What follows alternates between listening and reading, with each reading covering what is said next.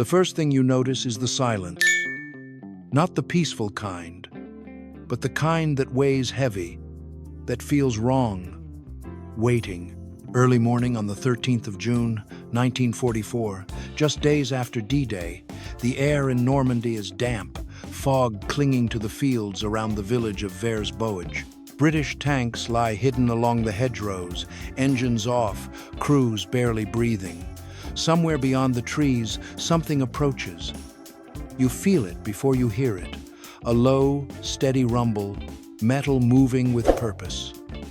And then it appears through the mist, a German Tiger tank. Massive, slow, seemingly unstoppable. For months, German crews had laughed at British Shermans, calling them Tommy cookers, easy to burn, easy to kill. But this morning, something was different.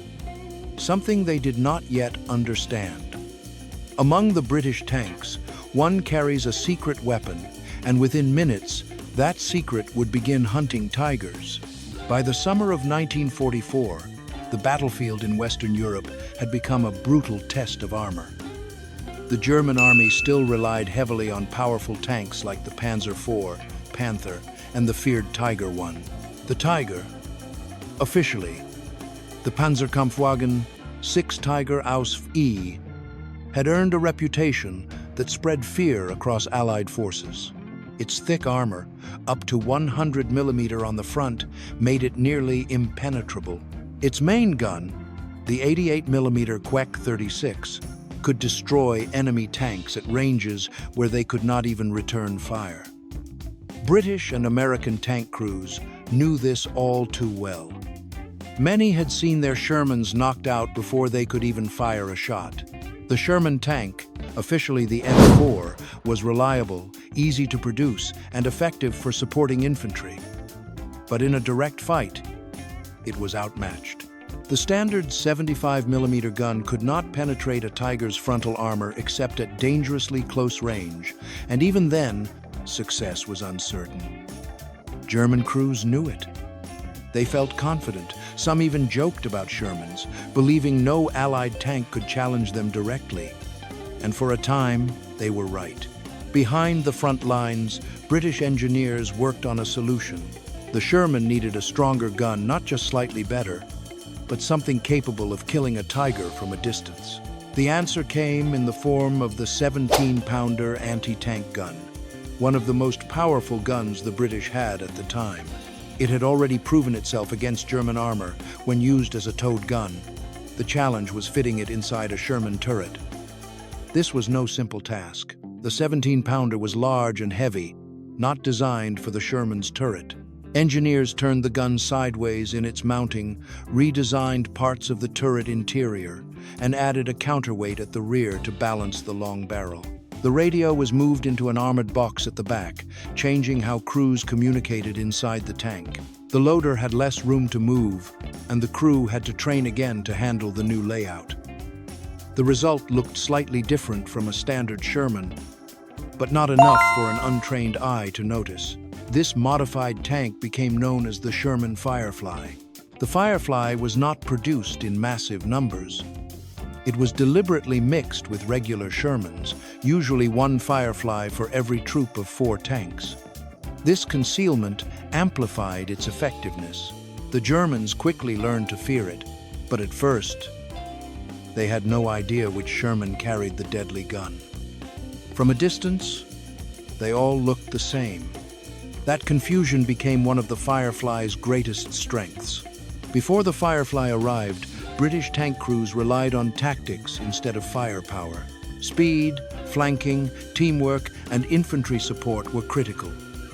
Air support helped when available. But against a well-positioned Tiger, even these methods could fail. Reports from North Africa and Italy had already shown the danger. Shermans were being lost at an alarming rate in encounters with German heavy armor. British command understood that this could not continue into the invasion of France. The 17-pounder changed the balance. Its armor-piercing rounds could punch through a Tiger's side armor at over 1 kilometer. With specialized ammunition like APDS, even frontal armor could be challenged under the right conditions. Early APDS rounds had accuracy issues, especially at long range. Crews had to learn when to use standard armor-piercing rounds and when to risk the newer types. It was not just power, but knowing how to wield it. In Normandy, June 1944, British armored units were pushing inland after the initial landings. The countryside was treacherous, narrow roads, thick hedges, and limited visibility made every movement perilous. German forces responded quickly. Among them, one of the most experienced and feared tank commanders of the war, SS Hauptsturmführer Michael Wittmann of the 101st SS Heavy Panzer Battalion. Wittmann had already destroyed over 100 enemy tanks on the Eastern Front. Confident, aggressive, and highly skilled, he spotted a column of British tanks and vehicles moving through the area near Vers-Boëge. Without waiting for orders, Wittmann attacked. His Tiger moved forward, its engine roaring through the quiet morning. One by one, British vehicles were caught off guard and destroyed. Shermans burned along the roadside. Half-tracks and carriers were torn apart. The German assault was sudden and devastating. The road through Vers-Boëge became a narrow killing zone. British units from the 7th Armored Division, the famous Desert Rats, were stretched along the road, unprepared for such a direct attack. Vehicles were struck before crews could even turn their turrets. Some attempted to escape into side streets, others were trapped. Smoke filled the air, mixing with shouted orders and radio calls. The confusion was total. British crews scrambled to respond. Some repositioned, others fired back, but their shells bounced off the Tiger's armor. It seemed like another one-sided fight, a moment where the Tiger ruled the battlefield. Yet, hidden among the British tanks was a Firefly. Trooper Joe Ekins of the 1st Northamptonshire Yeomanry sat inside that Firefly. Focused, steady, he waited for the right moment. His commander, Sergeant Gordon, understood the danger. They could not rush. One mistake would mean destruction like the others. They waited as Wittmann's Tiger exposed itself, revealing its side. Inside the Firefly, the loader held a 17-pounder round, heavy and solid, ready to be pushed into the breach. The driver kept the tank steady, barely moving, using the hedge for cover. The commander scanned through binoculars, tracking the Tiger's movement. Every second stretched. Every sound outside carried meaning. They knew the Tiger's gun could end them instantly. At around 9:15 in the morning, the opportunity arrived. Wittmann's Tiger moved into position, exposing its side, its vulnerability. Ekins aimed carefully. The distance was about 800 meters, not too close, but well within range for the 17-pounder. He fired. The sound was sharp and violent. The shell struck, penetrating the Tiger's side armor. Smoke and sparks erupted from the impact. Before Wittmann could react, Ekins fired again, and then a third time. Within moments, the mighty Tiger was disabled. Flames began to rise. Wittmann's attack had been stopped. In those few seconds, the balance of power shifted.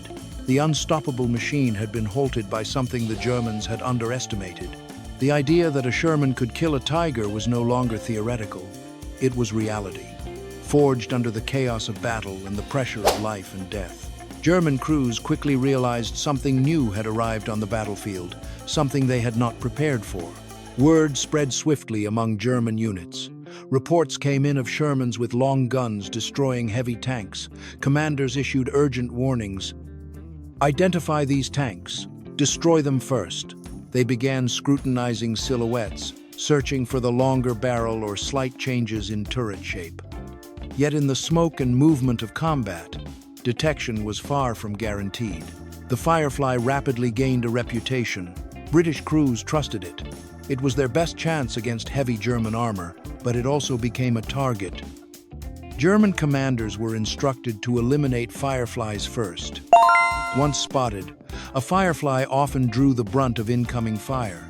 To reduce this risk, British crews used camouflage, painting the front of the gun barrel to make it appear shorter. Shadows, terrain, and positioning concealed its length.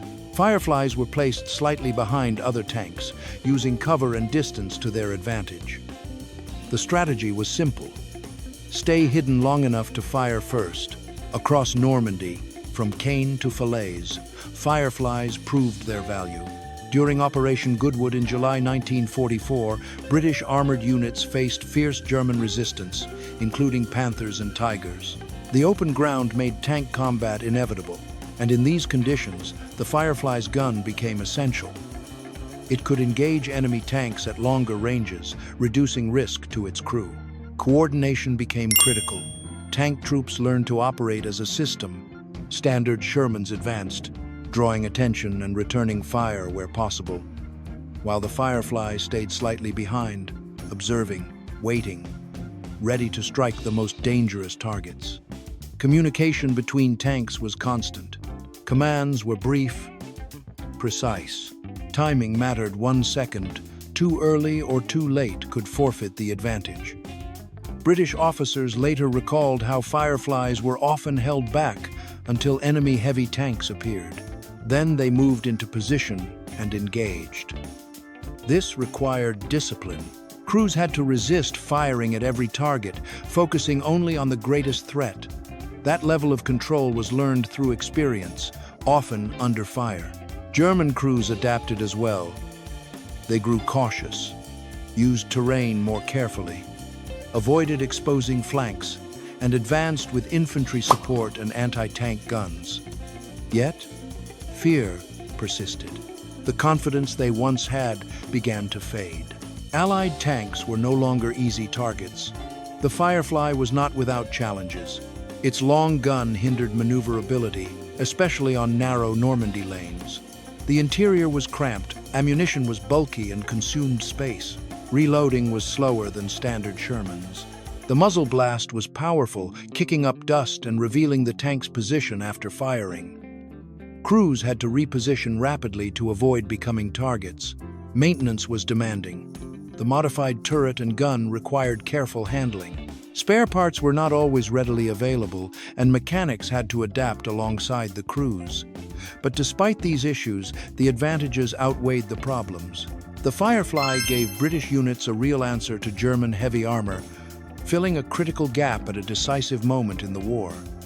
As the conflict moved beyond Normandy into France, Belgium, and eventually Germany, the Firefly continued to serve.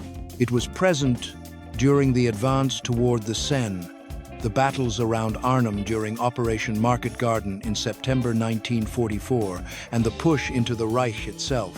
Wherever German tanks appeared, Fireflies met them. In the Netherlands, flat terrain, canals, and narrow roads presented new challenges, yet Fireflies again played a vital role in holding ground and supporting infantry. Even when operations faced difficulty, the presence of tanks capable of dealing with Panthers and Tigers gave Allied forces confidence. One of the Firefly's key advantages was psychological. War is not only about weapons, but belief. When crews believed victory was possible, they fought differently. Before the Firefly, many Allied tank crews felt helpless against Tigers. After the Firefly, that perception shifted. They respected the enemy but no longer felt powerless. German crews experienced the opposite. Their powerful machines remained, but now they knew they could be destroyed. They had to plan, move cautiously, respect their opponents. The battlefield became more balanced. By late 1944 and early 1945, Fireflies increased in number, becoming a standard part of British armored units. Other Allied nations took notice. Improving existing tanks with more powerful guns proved effective. It demonstrated that adaptation could alter the course of battle. Newer Allied tanks, like the British Comet and the American M26 Pershing, began to appear, offering improved firepower and protection. But the Firefly remained crucial. It was already in service, and available in numbers, bridging the gap at a critical juncture. Looking back, the story of the Sherman Firefly is not just about a tank, it is about problem-solving under pressure, recognizing a weakness and overcoming it. The British did not design a completely new tank for the invasion of Europe. They adapted what they had and made it better. That quiet morning at WWII was just one moment, one engagement among many, yet it captured something vital, a shift, a realization. The Germans who once mocked the Sherman encountered something unexpected. A Sherman that could fight back. A Sherman that could hunt. One can imagine the tension in those seconds before Eakins fired. The stillness inside the tank, the focus, the knowledge that everything depended on that shot. Then the sudden eruption of action, the crack of the gun, the impact, the fire. Moments like that define history. Not for their spectacle, but because they change how people think. After WWII, after Normandy, after countless battles across Europe, the Firefly earned its place. It was no longer merely a modified Sherman. It became a symbol of adaptation and resilience. For the German tank crews who once laughed, the battlefield had become far more dangerous.